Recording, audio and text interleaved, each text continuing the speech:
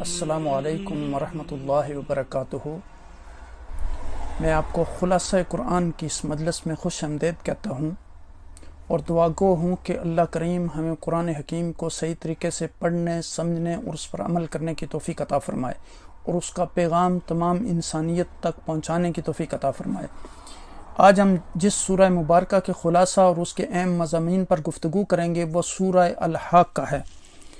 اعوذ باللہ من الشیطان الرجیم، بسم اللہ الرحمن الرحیم۔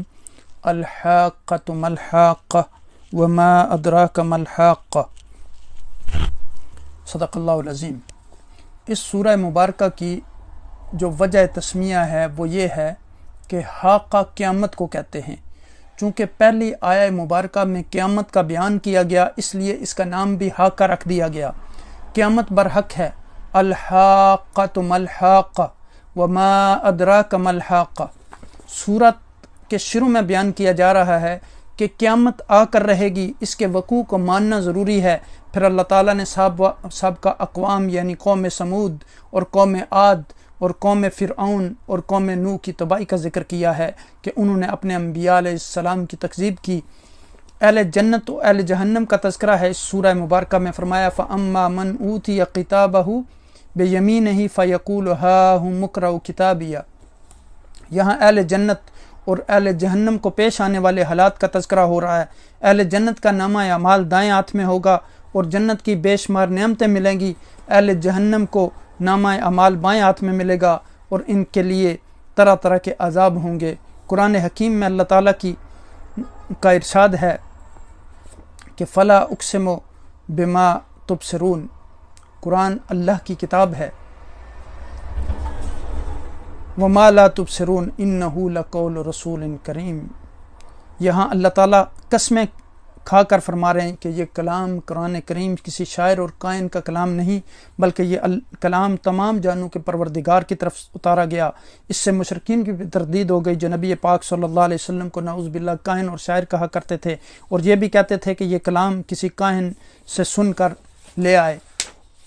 اب یہاں دیکھیں کہ امام الانبیاء کی نبوت کی حقانیت کہ وَلَوْ تَقَوَّلَ عَلَيْنَا بَعْضَ الْأَقَاوِيلِ لَأَخَذْنَا مِنْهُ بِالْيَمِينِ، یہاں ان آیات مبارکہ میں ایک اصول بیان کیا جا رہا ہے، ایک پرنسپل بیان کیا جا رہا ہے کہ نعوذ باللہ اگر کوئی شخص نبوت کا جھوٹا دعویٰ کرے اور پھر اللہ تعالیٰ کی طرف کسی ایسی بات کو منسوب کرے جو اللہ تعالیٰ کی طرف سے نہیں، تو اللہ تعالیٰ ایسے شخص کو دنیا میں ذلیل اور رسوا کر دیتے ہیں۔ اگر بفرض محال نبی پاک صلی اللہ علیہ وسلم کا دعویٰ نبوت غلط ہوتا تو حضور نبی اکرم صلی اللہ علیہ وسلم کے ساتھ بھی یہی معاملہ کیا جاتا۔ اس سے معلوم ہوا کہ نبی پاک صلی اللہ علیہ وسلم اللہ کریم کی طرف سے برحق نبی ہیں۔ سورہ الحاقہ مکی صورت ہے، ترتیب مصحف کے اعتبار سے 69، جبکہ ترتیب نزول کے اعتبار سے 66 نمبر ہے اس کا۔ اس صورت کو الحاقہ کے سوال کے ساتھ شروع کیا گیا، اس لیے اس کا نام الحاقہ رکھا گیا۔ اس صورت کے شروع میں قیامت کے حق اور یقینی ہونے کو بیان کیا گیا، پھر قوم عاد، قوم ثمود اور فرعون پر نازل ہونے والے عذاب کا ذکر ہے۔ یہ مضامین قرآن حکیم میں کئی جگہ بیان ہوئے۔ آیت نمبر 13 سے سور پھونکے جانے، زمین اور پہاڑوں کے اٹھا لیے جانے اور ضرب سے ریزہ ریزہ کر دیے جانے، آسمان کے پھٹنے اور کمزور ہونے اور 8 فرشتوں کا اللہ کے عرش کو اٹھانے کا بیان ہے ورس نمبر 13 میں۔ پھر ورس نمبر 19 سے بتایا گیا کہ قیامت میں جس کا نامہ اعمال اس کے دائیں ہاتھ میں دیا جائے گا، یہ اس کے سرخرو ہونے کی علامت ہوگی اور وہ افتخار کے ساتھ لوگوں سے کہے گا آؤ میرا نامہ اعمال پڑھو۔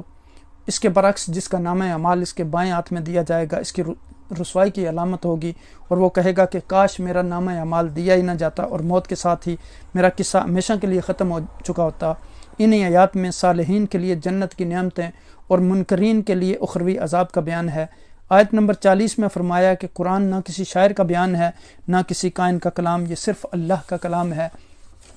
اور پھر سورہ الحاقہ میں جن اہم مضامین کا بیان ہے وہ مندرجہ ذیل ہیں۔ مختلف قوموں کے عذاب میں گرفتار کیے جانے کا بیان ہے، قیامت کے وقوع کا بیان اور اچھے لوگوں کے جنت میں داخل ہونے اور بروں کے جہنم میں جانے کا بیان اور اسباب کا تذکرہ ہے۔ سورہ حاقہ مکی ہے، اس میں 52 آیات اور 2 رکوع ہیں۔ قیامت کے مختلف ناموں میں سے ایک حاقہ بھی ہے۔ حقہ کا معنی ہے ثابت ہونے والی، چونکہ قیامت کے دن اللہ کے وعدے اور وعیدیں جو ہیں ثابت ہوں گی، اس لیے اسے حقہ کہا جاتا ہے۔ اس سورہ مبارکہ کا اصل موضوع جو ہے سبجیکٹ رسول اکرم صلی اللہ علیہ وسلم کی سچائی کا بیان ہے۔ سورت کی ابتدا میں قیامت کی اور لاکھیوں اور قوم سمود و قوم عاد جیسی قوموں کے انجام بد کا بیان ہے۔ جب قیامت ہو جائے گی تو انسانوں کو اللہ کے سامنے پیش کیا جائے گا۔ ان میں سے جو نیک ہوں گے ان کا اعمال نامہ ان کے دائیں ہاتھ میں دیا جائے گا، جسے وہ خوشی کے مارے دوسروں کو دکھائیں گے، اور جو گنہگار ہوں گے ان کا نامہ اعمال بائیں ہاتھ میں دیا جائے گا۔ وہ بڑی حسرت سے کہیں گے کاش کہ مجھے میری کتاب دی ہی نہ جاتی اور میں جانتا ہی نہیں کہ حساب کیا ہے، کاش موت میرا کام ہی تمام کر دیتی، میرے مال نے بھی مجھے کچھ فائدہ نہ دیا، میرا غلبہ بھی مجھ سے جاتا رہا۔ آیت نمبر 25 سے لے کر 29 تک کی آیات میں اس موضوع کا ذکر ہے۔ پھر انہیں جہنم میں ڈال دیے جانے۔ اللہ تعالیٰ نے اشقیاء بدبختوں کی بڑی علامتیں بیان کی ہیں۔ پہلی یہ کہ وہ اللہ پر ایمان نہیں رکھتے، دوسری یہ کہ وہ مسکین کو کھانا نہیں کھلانے کی ترغیب نہیں دیتے۔ آیت نمبر 31 سے 34 تک ان مضامین کا ذکر کیا گیا۔ سعداء نیک بختوں اور اشقیاء کا انجام بتانے کے بعد رب العزت رسول اکرم صلی اللہ علیہ وسلم اور قرآن کی صداقت پر قسم کھاتے ہیں۔ اس طرح اس صورت کا جو ہے وہ اختتام ان آیات پر ہوتا ہے۔ اللہ کریم ہمیں اس سورہ مبارکہ کے جملہ مضامین پر عمل کرنے کی توفیق عطا فرمائے۔ جزاکم اللہ خیر۔